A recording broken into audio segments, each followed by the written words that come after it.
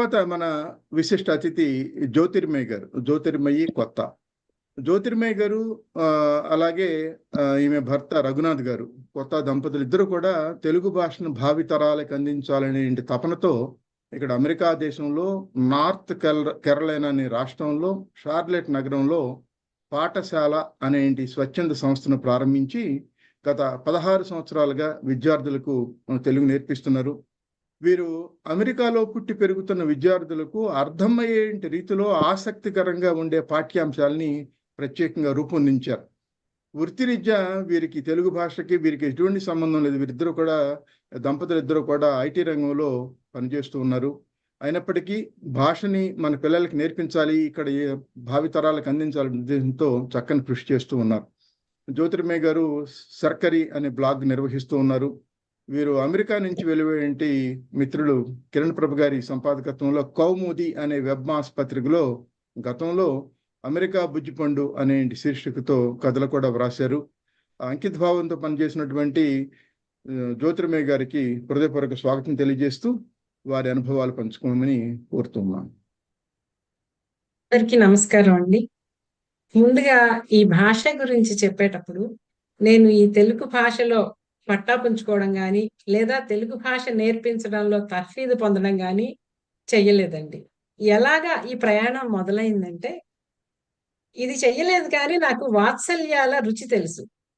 చిన్నప్పుడు సెలవులు ఇస్తే అమ్మమ్మ వాళ్ళ ఇంటికో నాన్నమ్మ వాళ్ళ ఇంటికో వెళ్ళిపోవడం, అక్కడంతా మామయ్యలు అత్తమ్మలు వీళ్ళతో కలిసి ఎంజాయ్ చేయడం, ఇదంతా తెలుసు అనమాట. అమెరికాలో పెరుగుతున్న ఈ పిల్లలు దీన్ని అంతా పొందలేకపోతున్నారు కదా అని బాధ అనిపించేది. దూరం ఎలాగూ ఉన్నది, ఈ భాష అంతరం వల్ల అక్కడ మాట్లాడే పిల్లలు ఇంగ్లీషు, ఇక్కడ మాట్లాడే వాళ్ళ తెలుగు. దీంతో ఇప్పుడు మనకి ఫోన్లు, వీడియో కాల్స్ ఇవన్నీ వచ్చినా కూడా ఆ అనుబంధాల రుచి వాళ్ళు చూడలేకపోతున్నారు. అలాగే మొదలైందే ఈ తెలుగు నేర్పించడం అన్న తపన అనమాట. సరే, నేర్పించాలనుకున్నాం. అనుకున్న తర్వాత చాలా తేలిగ్గా అనిపించింది. ఇండియా నుంచి తెలుగు పుస్తకాలు తెప్పించి, తెలుగు తరగతుల పుస్తకాలు ఉంటాయి కదా, తెలుగు భారతి లాంటివి మనం అలాగ మొదలెట్టేసేయచ్చు అనుకున్నాం. కానీ అది మొదలెట్టిన తర్వాత అర్థమైంది ఏంటంటే, ఇక్కడ పెరుగుతున్న పిల్లలకి ఇక్కడున్న పుస్తకాలకి ఎటువంటి సంబంధం ఉండదు, వాళ్ళకి ఆసక్తి కలగదు, వాళ్ళు నేర్చుకోలేరు కూడా. ఎందుకంటే వాళ్ళు తెలుగు మాధ్యమంలో పెరగడం లేదు కనుక. అన్నిటికంటే ముఖ్యమైన విషయం, మాతృభాష నేర్పించాలనుకుంటున్నాం కదండి. ఈ మాతృభాష అక్కడ ఉన్న తల్లిదండ్రుల మాతృభాష, అక్కడ పుట్టి పెరిగిన పిల్లల మాతృభాష ఆంగ్లమే, మనం ఒప్పుకోక తప్పదది.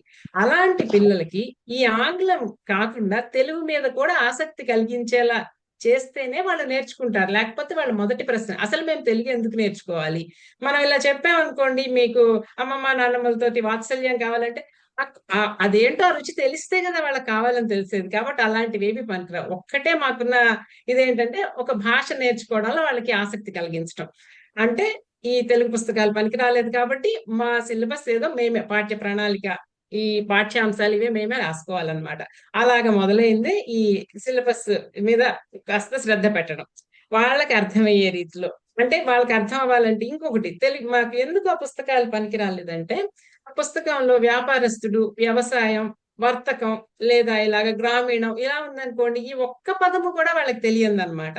వాళ్ళ చుట్టూ ఉన్న పరిసరాలు అనుగుణంగా, వాళ్ళ పరిసరాలు వాళ్ళకి అంటే కనిపించే వాటిని అనమాట తీసుకుని, టార్గెట్ కి వెళ్ళి బొమ్మ కొనుక్కున్నాను, డిస్నీ ల్యాండ్ కి మేము ఇలాగా విహారయాత్రకు వెళ్ళాం, ఇలాంటివన్నీ మార్చామన్నమాట. వాళ్ళకి విజువలైజేషన్ కి తేలిగ్గా ఉండేలాగా ఈ విధంగా సిలబస్ తయారు చేయడం జరిగింది.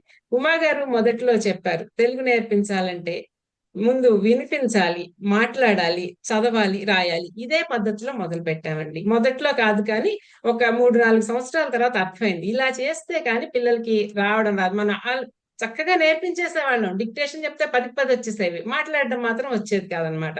అప్పుడు ఇలాంటివన్నీ వాళ్ళ దగ్గర నుంచే నేర్చుకుంటూ పిల్లలు వినిపించడం ఎలాంటి వినిపించాలి, పద్యాలు నేర్పించేవాళ్ళం. పద్యం అంతా పాడేస్తారు, మళ్ళీ మాట్లాడరు. కాబట్టి పద్యాలు ఇలాగ కాదు. ఏం చేసాం అప్పుడు మేము, చిన్న చిన్న నాటకంలో సన్నివేశాల్లాగా, ఒక షాప్ కి వెళ్తున్నాం, అక్కడ ఏం కొంటాం, లేదు బాబుకి ఆకలి వేసింది, అమ్మ నాకు ఆకలి వేస్తుంది, ఏం పెట్టాలి మాకు, ఏముంది ఇంట్లో, ఇలా అన్నమాట. మామూలు చిన్న చిన్న సన్నివేశాలు తీసుకుని అదే లెసన్ ప్లాన్ లో పాఠ్యాంశాల్లో భాగం చేశాం. అంటే ప్రతి వారం పిల్లలు ఆ చిన్న సన్నివేశాన్ని, వారంలో 5 రోజులు ఇద్దరి మధ్య సంభాషణ అన్నమాట, ఒక్కళ్లే కాకుండా ఈ సంభాషణ వాళ్ళకి నేర్చుకుని రావడం వచ్చిన తర్వాత తరగతికి వచ్చేప్పుడు. ఇంకా వినిపించడం అంటే ఏంటంటే మనకి వీటినే రికార్డ్ చేసి వాళ్ళకి వినిపించడం.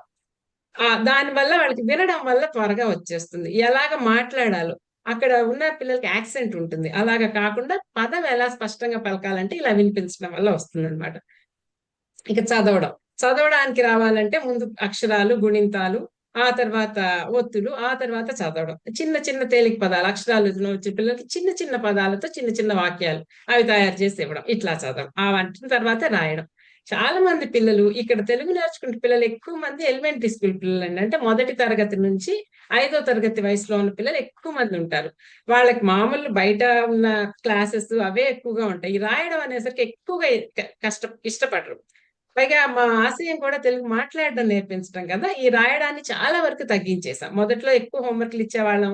మాట్లాడడం మీద ఫోకస్ అన్నమాట. ప్రతి తరగతిలో ఒక 10 పదాలు ఇచ్చేసి, ఆ పదాలు కూడా ఎలా ఉంటుంది ఆకు, చెట్టు, నేల, గాలి వాళ్ళకి తెలిసినవి వాళ్ళు చూసేవి పదాలు తీసుకొని, ఈ పదాలతో వాళ్ళనే వాక్యాలు తయారు చేసుకొని రమ్మనడం. క్లాస్‌లో టీచర్ వాళ్ళని అడగడం. పిల్లలు మాట్లాడుకోవడం. ఈ విధంగా మాట్లాడడం మీద ఆసక్తి పెంచామన్నమాట. అది అలా ఆసక్తి పెంచాము అని మాకెలా తెలిసిందంటే ఒక ప్రతి సంవత్సరం మాకు ఒక 250 మంది పిల్లల దాకా స్కూల్‌లో జాయిన్ అవుతారు. చివరికి కూడా 220 మంది పిల్లలు ఉంటున్నారు. మళ్ళీ ఆ పిల్లలందరూ వెనక్కి తిరిగి వస్తున్నారంటే వాళ్ళకి నచ్చింది అని అర్థమైందనమాట. ఇలాగ ప్రయోగాలు చేస్తూ మా ఫలితాలను చూస్తూ ఇలా ముందుకు నడుస్తున్నాం. ఇకపోతే మేము చేసిన ఇంకొక పనేంటంటే ఒక స్కూల్ ఏదో తీసుకునో లేకపోతే కమ్యూనిటీ హాల్ తీసుకున్న క్లాసెస్ నడపకుండా ఉపాధ్యాయుడి దగ్గరికే, ఉపాధ్యాయురాల దగ్గరికే పిల్లలు వెళ్లి నేర్చుకోవడం. అంటే దీనివల్ల ఏంటంటే ఉపాధ్యాయులకి, పిల్లలకి కూడా ఎక్కువ సమయం వృధా అవ్వదు. వాళ్ళందరూ తయారవ్వడం, అందరూ కార్‌లో వెళ్ళడం, అక్కడికి వెళ్ళడం, రావడం కాకుండా ఇలాగ ప్రతి కమ్యూనిటీలో ఎవరు ముందుకొస్తే ఉపాధ్యాయులు వాళ్ళు చెప్పడం అన్నమాట. అయితే ఇందులో ఒక ఇబ్బంది ఉందండి. నేనన్నట్టుగా నేను ఎలాగ ఉపాధ్యాయుని కాదో, ఇలా వచ్చిన వాళ్ళెవ్వరూ కూడా ఈ టీచింగ్ మీద వాళ్ళు నేర్చుకోవడం గాని, ట్రైనింగ్ తీసుకోవడం గాని జరగలేదు. ఇలాంటి వాళ్ళతో తెలుగు ఎలా చెప్పించాలి? ఇదొక మాకు పెద్ద గురుతర బాధ్యత ఇక్కడ. లెసన్ ప్లాన్‌లు తయారు చేసాం. మేమిచ్చిన పాఠానికి లెసన్ ప్లాన్ ఏ వారం, ఏ రోజు, ఏది చెప్పాలి, ఎలా చెప్పాలి కూడా చెప్తాం. కాకపోతే టీచర్ ఇంకా క్రియేటివ్‌గా వేరే విధంగా కూడా చెప్పే వెసులుబాటు వాళ్ళకుంటుందన్నమాట. ఇందాక ఎవరు ఉమా గారు చెప్పారు. పిల్లల్ని పట్టి పాఠం మార్చుకోవాలి మనం. పిల్లల్ని పట్టి చెప్పడం మార్చుకోవాలి. ఆ క్లాస్‌లో 6 ఏళ్ల పిల్లలున్నారా? 10 ఏళ్ల పిల్లలున్నారా? అది చూసుకుంటూ ఆ ఉపాధ్యాయులు వాళ్ళు దానికి తగ్గట్టుగా మార్చుకోవడం. ఇలాంటి వెసులుబాటు ఉంటుంది ఇక్కడ ఉపాధ్యాయులకి. ఇకపోతే ఇంకొకటి ఏం చేసామంటే తరగతిలో మాకు 300 మంది విద్యార్థుల దాకా ఉంటారండి ప్రతి సంవత్సరం. 8 మంది పిల్లలకి ఒక ఉపాధ్యాయుని. అలాగే ఉంటుంది రేషియో అంతాను. దానివల్ల ఏంటంటే ప్రతి పిల్లలకి కూడా పర్సనల్ అటెన్షన్ ఉంటుంది. నా ఇంగ్లీష్ పదాలు దొర్లుతున్నందుకు మన్నించాలి. ప్రతిరోజు ఉండే భాగంలో ఇవి చాలా అలవాటయిపోయినాయి మాకు. ఇందాక చెప్పినట్టు. దానికంటే ఆ రేషియో అది మెయింటైన్ చేయడం వల్ల ఆ టీచర్‌కి, ఆ పిల్లలకి అలా బాండింగ్ బాగా అభివృద్ధి చెందుతుంది. దానివల్ల వాళ్ళకి నేర్చుకోవడానికి కూడా తేలిగ్గా ఉంటుందండి. ఇవన్నీ కూడా మళ్ళీ పరీక్షలు పెడతాం వాళ్ళకి. ఇంకొక భావన ఏంటంటే పాఠశాలకు పంపించేస్తే తెలుగొచ్చేస్తుందనుకుంటారు పేరెంట్స్. వాళ్ళు చేర్చే ముందే చెప్తాం. పాఠశాల ఒక మార్గదర్శి మాత్రమే. ఉపాధ్యాయులందరూ దారి చూపిస్తారు తప్ప, నేర్పించాలన్న బాధ్యత మాత్రం తల్లిదండ్రులది. వాళ్ళది కదా పిల్లలకి నేర్పించాలని పంపిస్తున్నారు. ఒక క్రమ పద్ధతి అలవాటవ్వడానికి మాత్రమే పాఠశాల ఉపయోగపడుతుంది. ఇంటి దగ్గర మీరే నేర్పించాలంట. ఇలా మీరే నేర్పించాలి అన్నాము. ఆ టీచర్లకి ట్రైనింగ్ లాంటి సెషన్స్ ఉంటాయి. ఎలా చెప్పాలో లెసన్ ప్లాన్ ఇచ్చాం. మరి అసలు నేర్పిస్తుంది తల్లిదండ్రులు కదా! వాళ్ళకి ఎలా చెప్పాలంటే ప్రతి 3 నెలలకి ఒక మీటింగ్ పెడతాం. ఈ కోవిడ్ వచ్చిన తర్వాత మాకు చాలా ఏమంటారు మంచి జరిగిందేంటంటే ఈ వర్చువల్ మీటింగ్స్ ఏర్పాటు చేయడం. ప్రతి క్వార్టర్‌కి వర్చువల్ మీటింగ్ పెట్టి పేరెంట్స్‌కి ఎలా నేర్పించాలి? ఈ నేర్పించడంలో ఇంకొకటండి. భారత్ భారతదేశము భాలో వస్తుంది కదా! దేశము కాదు.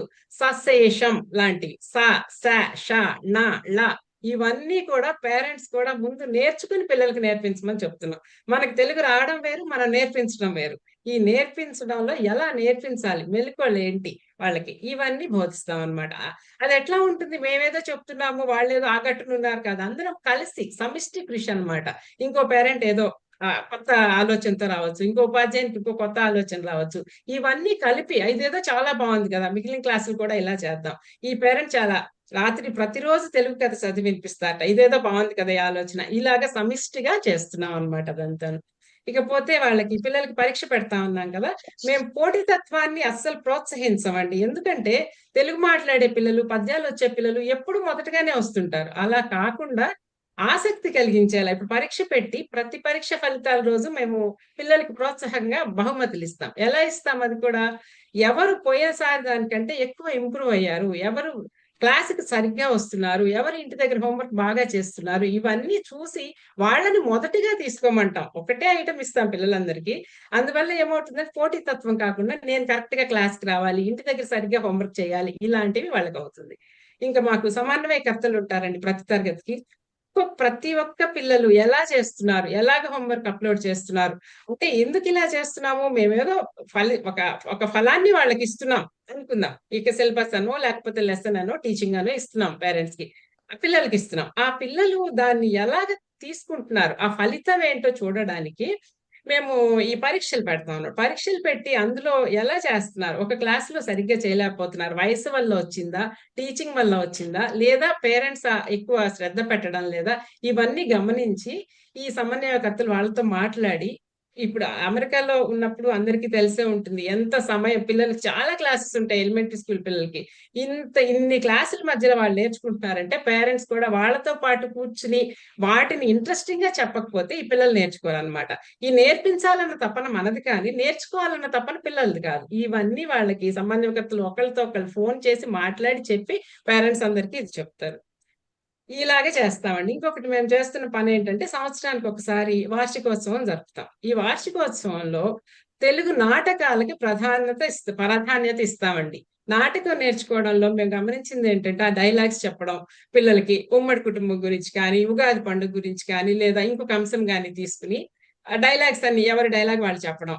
ఆ నాటకం చివరకొచ్చేటప్పటికి అంటే కరెక్ట్‌గా స్టేజ్ మీదకి వేసేటప్పటికి ప్రతి ఒక్కళ్ళు అందరి డైలాగ్స్ చెప్పేస్తారనమాట. ఇలాగే ఒకసారి మాకు ఉగాది పచ్చడి గురించి చెప్తే ఒక పాప వాళ్ళ మా అమ్మ దగ్గరికి వెళ్లి, "అమ్మ నాకు ఉగాది పచ్చడి చేయందట." నాకెలా చేయాలో తెలియదు అన్నట్టు ఆవిడ. అంటే ఆవిడ నేను చెప్తాను రాసుకో అని చెప్పేసి, ఎందుకంటే మేము నాటకంలో అన్నమాట. ఉగాది పచ్చడిలో ఇలా వేప పువ్వు, బెల్లము ఇలా అన్నీ వెయ్యాలి. ఇలా చెప్పేస్తే వాళ్ళ మదర్ ఆశ్చర్యపోయారు. "ఎవరు చెప్పారు మీకేమన్నా?" టీచర్ చెప్పారు మాకన్నమాట. అంటే వాళ్ళకి ఇంట్రెస్ట్ అన్నమాట. అందులోనే ఇంకో ఆ నాటకంలో ఇంకోటంటే, "అక్క ఎన్నాళ్ళయింది నిన్ను చూసి." అలా ఎక్కడ పార్టీకెళ్ళినా పిల్లలు అలా హగ్ చేసేసుకుంటారు. "అక్క ఎన్నాళ్ళయింది మిమ్మల్ని అందరిని చూసి" అన్నమాట. ఇలాంటి వాళ్ళకి డే టు డే దాంట్లో వాళ్ళకి అవసరమైనవి, ఆసక్తి కలిగించేవి, ఎంజాయ్ చేసేవి చెప్తున్నా. ఇంకో చెప్పాను గదండీ! టార్గెట్ అని, వాల్మార్ట్ అని ఇలాంటివన్నీ ఎందుకు చెప్తున్నామంటే, మనం లడ్డు తినిపించాలి పిల్లలతో. కానీ పిల్లలకి లడ్డు తినండి అంటే వాళ్ళు తినరు. ఎందుకంటే వాళ్ళకది తెలియదు కదా! ఆ లడ్డు మీద చాక్లేట్ కోటింగ్ వేస్తాం అన్నమాట. చూడండి చాక్లేట్ బాల్ చాలా బావుందని. ఆ చాక్లేట్ బాల్స్ మా పిల్లలు చాలా ఇష్టంగా తింటున్నారండి. తెలుగుకి కూడా అలా ఇంగ్లీష్ పూత పూస్తాం ఒక్కొక్కసారి. పూసి వాళ్ళతో ఆ లడ్డు తినిపిస్తున్నాం. తర్వాత ఆ పిల్లల్ని అడుగుతాను, "మీరు ఇండియా వెళ్లారు కదా! ఎలా అనిపించింది మీకని?" ఎలా అనిపించిందంటే వాళ్ళు చెప్పిన ఇంట్రెస్టింగ్ థింగ్ ఏంటంటే, మాకిప్పుడు ఇండియా వెళ్తే మన దేశం వెళ్ళాము అన్న అనుభూతి కలిగింది అనేసి. ఎందుకలా? ఏంటి అంతకుముందు వెళ్ళడానికి, ఇప్పుడు వెళ్ళడానికి తేడా అంటే, బస్సు మీద ఏం రాసుందో, షాప్ మీద ఏం రాసుందో, ఇంట్లో వచ్చే పేపర్‌లో ఏం రాసుందో మాకు పదాలు తెలుస్తున్నాయి అని చెప్పారు. అట్లాగే మాకు ఆ గ్రాండ్ పేరెంట్స్ ఫోన్ చేస్తారు. "అమ్మా చాలా ధన్యవాదాలు మీకు." ఎందుకండి అని. మా పిల్లలు ఇప్పుడు మాతో మాట్లాడుతున్నారు. వీడియో కాల్‌లో మేమందరం సంభాషించగలుగుతున్నాం. అదంతా మీ అందరి కృషి అని జెప్తారు. చాలా సంతోషం అనిపిస్తుంది అలాంటివి వింటే. మాకు స్ఫూర్తే అలాంటి ఫోను కాల్సు, ఈ పిల్లలు చెప్పడాలు. ఎందుకంటే మీరు గమనించండి, మీరు ఇతర దేశాలకు వెళ్ళినప్పుడు ఇప్పుడు చైనా వెళ్ళొచ్చు, లేకపోతే మనం యూరప్ వెళ్ళొచ్చు. అదేదో మన కంట్రీ లాగా ఉండదు. మన పిల్లలకి అమెరికాలో పెరుగుతున్న భారతదేశంలోని పిల్లలకి భారతదేశం వచ్చినా అలాగే కలుగుతుందని వాళ్ళ మాటల ద్వారా అప్పుడు తెలిసినప్పుడు అనిపించిందనమాట. ఈ విధంగా మేము పాఠశాలను నడుపుతున్నామండి. అయితే 4 ఏళ్ళు మా తరగతిలో 1, 2, 3, 4 4 తర్వాత అమెరికాలో చేసినట్టుగా పిల్లలకి గ్రాడ్యుయేషన్ ఈవెంట్ చేస్తాం. ప్రతి ఒక్క పిల్లలు క్యాప్ పెట్టుకొని, ఆ గ్రాడ్యుయేషన్ పట్టుకొని ఎంత ప్రౌడ్‌గా ఫీల్ అయ్యి, ఆ ఫోటోలు తీసుకొని మిగతా పిల్లలకి కూడా స్ఫూర్తి కలుగుతుంది అవి చూస్తేను. ఇక సజెషన్స్ అంటే సలహాలు. మా సలహాలేంటంటే, ఈ తెలుగు నేర్పించడంలో ఎన్ని స్కూల్స్ ఉన్నా, ఎంతమంది ఉపాధ్యాయులున్నా, మా వారంలో ఒక్క గంట క్లాస్‌కొస్తారు. సంవత్సరానికి 27 క్లాసులు, అందులో 4 క్లాసులు పరీక్షలకు పోతాయి. ఇంక మిగిలిన 23 వారాల్లో 23 గంటలు సంవత్సరంలో ఏ ఉపాధ్యాయులైనా పిల్లలకి ఎంత తెలుగు నేర్పిస్తారు? సాధ్యం కానే కాదది. కాబట్టి తల్లిదండ్రులకి అది ఆ ఆసక్తి ఉంటేనే, వాళ్ళకి శ్రద్ధ పెట్టగలిగితేనే నేర్చుకుంటారనమాట. ఇది వాళ్ళకి మొదటి రోజు నుండి చివరి రోజు దాకా చెప్తూ ఉంటాం. వాళ్ళు పెడుతున్నారు. పిల్లలు చక్కగా నేర్చుకుంటున్నారండి. ఇంకొకటి పిల్లలు నేర్పిస్తున్నప్పుడు మొదట్లో చేస్తున్న పొరపాటు ఫణి గారు చెప్పారు. పిల్లలు మాట్లాడుతున్నప్పుడు కొంచెం ఏమంటారు ఎగతాళి చేయడం అని కాదు. అలాగా నవ్వడం అన్నమాట. తప్పు పలుకుతారు కదా! ఇప్పుడు 3 ఏళ్ల పిల్లలు ముద్దుగా మాట్లాడితే బావుంటుంది. 7 ఏళ్ల పిల్లలు, 10 ఏళ్ల పిల్లలు మాట్లాడుతున్నప్పుడు మనకి అలా ముద్దుగా అనిపించక పక్కమని నవ్వేస్తాం. అది చాలా పొరపాటండి అది. ఎందుకంటే వాళ్ళు నేర్చుకుంటున్న పిల్లలు. వాళ్ళు మన 2 ఏళ్ల పిల్లల్లాగే భావించాలి. అలా కాకుండా ఇలా కాదు, ఇలా పలకాలి అని చెప్పడం అన్నమాట. ఇలా సరిచేయడం. ఇంకొకటి అక్షరం ఎలా రాస్తున్నారు? పదం ఎలా పలుకుతున్నారు? చాలా మంది పేరెంట్స్‌కి, టీచర్‌కి కూడా సరిగ్గా పలకడం మీద అంత శ్రద్ధ పెట్టం. రాదు అనను కానీ, మనం మాట్లాడడం వేరు, వాళ్ళకి చెప్పడం వేరు. వాళ్ళకి చెప్తాం ఇందాక అనుకున్నాం కదా! సశేషం లేకపోతే ప్రాణము ఇలాంటి పదాన్ని స్పష్టంగా టంగ్ ఎక్కడ తగులుతుంది? ఇలా టిప్స్ చెప్తామనమాట. పలకాలంటే ఏంటి? పలకాలంటే ఏంటి? రెండిటికి తేడాలేంటి? ఇవన్నీ చెప్తాం అలాగా. అలాగా పేరెంట్స్ పిల్లలకి చెప్పేలాగా. ఇంకొకటి అక్షరం కుదురుగా రాయడం. ఎస్ రాసి తలకొట్టిస్తే కావుతుంది. ఇలాంటి టిప్స్ కూడా కొంతమంది టీచర్స్ చెప్పారు మాకు. ఓ రాసిన తర్వాత దాని పొట్టలో చుక్క పెట్టి గీత పెట్టేసి తలకొట్టిచ్చేస్తే ఠా అయిపోతుంది. అలా ఇంగ్లీష్, తెలుగు మిక్సింగ్‌లో చెప్పడం. పేరెంట్స్‌కి ఇవన్నీ ఎడ్యుకేట్ చేయడానికి ట్రై చేస్తాం. ఎందుకంటే 16 ఏళ్ల నుంచి నేర్చుకుంటూ ఉన్నాం గదా! మేమేదో గొప్పవాళ్ళం అని కాదు గానీ, మేము నేర్చుకున్న జ్ఞానాన్ని వాళ్ళకి పంచడం. ఇకపోతే ప్రతిరోజు తెలుగు మాట్లాడడం అండి. ప్రతిరోజు హోంవర్క్ చేయడం. 10 నిమిషాలు కావచ్చు, పావుగంట కావచ్చు. వారంలో ఒక్కరోజు కూర్చోబెట్టుకొని అంతా చేయడం కాకుండా, దానిలో ఉన్న సులువులు అలా ఇలాగ ఫాలో అవుతున్న పేరెంట్స్‌కి అర్థమైపోయింది ఇప్పటికే.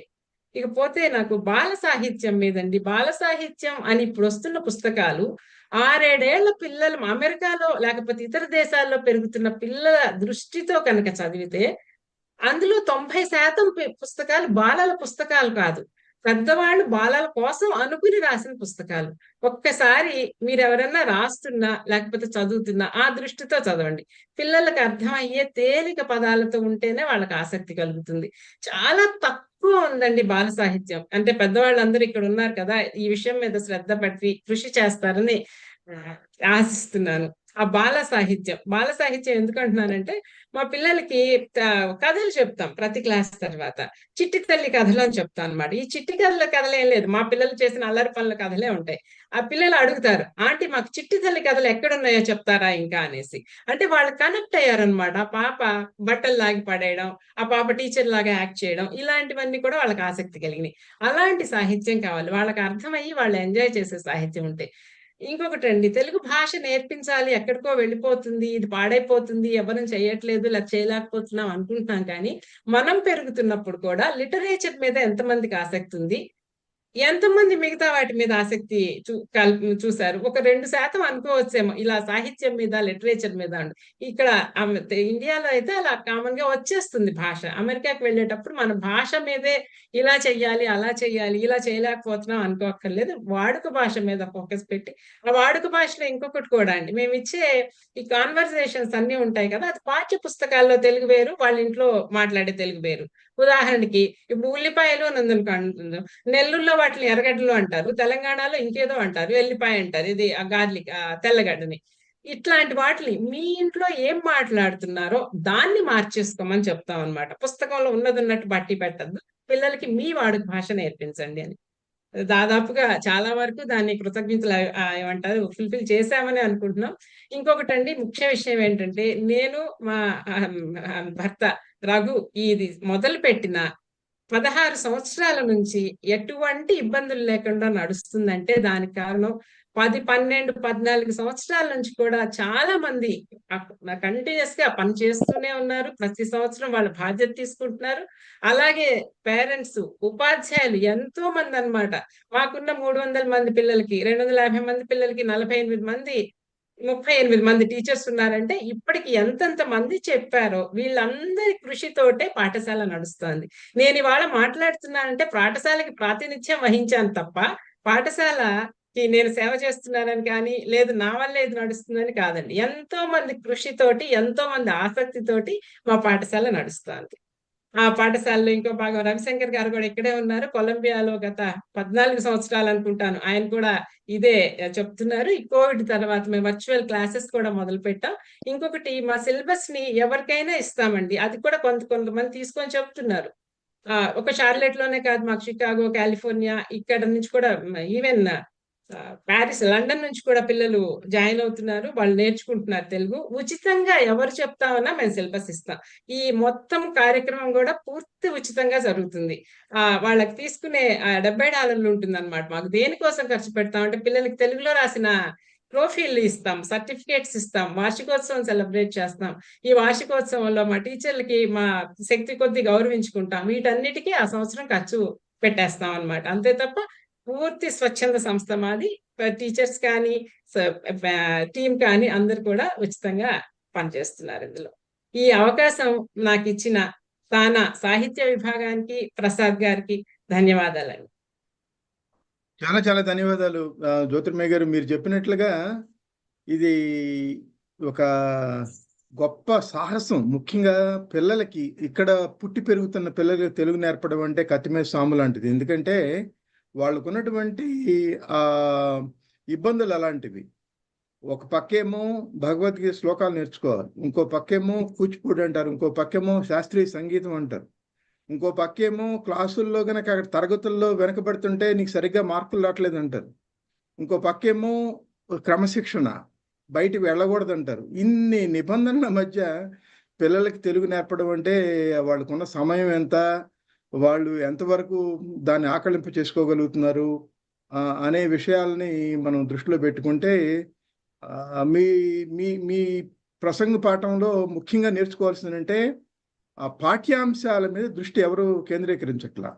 వాళ్ళకి పాటలు వస్తున్నాయా, లేకపోతే నోరు తిరిగిన పదాలు వస్తున్నాయా లేదు చూస్తున్నారు తప్ప దానివల్ల వాళ్ళకి భాషకు దగ్గర అవుతున్నారు లేదనే చోట్ల. అలా కాకుండా మీరు కొత్త వరవుని సృష్టించారు. వాళ్ళకి అర్థమయ్యేంటి భాషని, వాళ్ళకి ఆసక్తిగా కలిగించేంటి పదాలతో భాషను దగ్గరగా చేశారు. అందుకే మీరు ఇంత గొప్పగా 16 సంవత్సరాలుగా పాఠశాల నిర్వహిస్తూ వస్తున్నారు. మీకు మీ బృందం అందరికి కూడా మరొకసారి హృదయపూర్వక ధన్యవాదాలు తెలియజేస్తూ ఉన్నా. భాష నేర్పడానికి సంఘాలు లేకపోతే సంఘం లో ఉన్నటువంటి ఆ నియమ నిబంధన అవసరం లేదండి. భాష అనేది మీలాంటి వారు సంఘాలకు అతీతంగా వ్యక్తే సంఘం లాగా పనిచేస్తూ అద్భుతమైన కృషి చేస్తున్నారు. మీ కృషి ఇంకా కొనసాగాలని, తప్పనిసరిగా మీ నిర్వహణలో మరింత మంది తెలుగు భాషకి నేర్చుకోవడానికి, ముఖ్యంగా పిల్లలకి తెలుగు భాష నేర్పడం వల్ల పిల్లలే వారధులు అవుతారు. మాతృదేశంలో ఉన్నటువంటి అమ్మమ్మలతోనో నాయనమ్మలతో మాట్లాడాలి అంటే భాష లేకపోతే పరాయి వాళ్ళుగానే మిగిలిపోతారు. అనుబంధాలు ఉంటాయి కానీ అక్కడ ఆత్మీయ సంభాషణ ఉండవు. వీళ్ళు మాట్లాడేది వాళ్ళకి అర్థం కాదు, వాళ్ళు మాట్లాడేది వీళ్ళకి అర్థం కాదు. అలా కాకుండా పిల్లలు చక్కగా తెలుగు మాట్లాడి భారతదేశం వెళ్ళినప్పుడు మళ్ళా వాళ్ళ కుటుంబ సభ్యులకి తెలుగు మాట్లాడుతుంటే వాళ్ళు చాలా మురిసిపోతారు. అలాంటి అనుభవాలను మీరు ఇస్తున్నారు. మీకు మరొకసారి హృదయపూర్వక ధన్యవాదాలు, మీకు రఘు గారికి.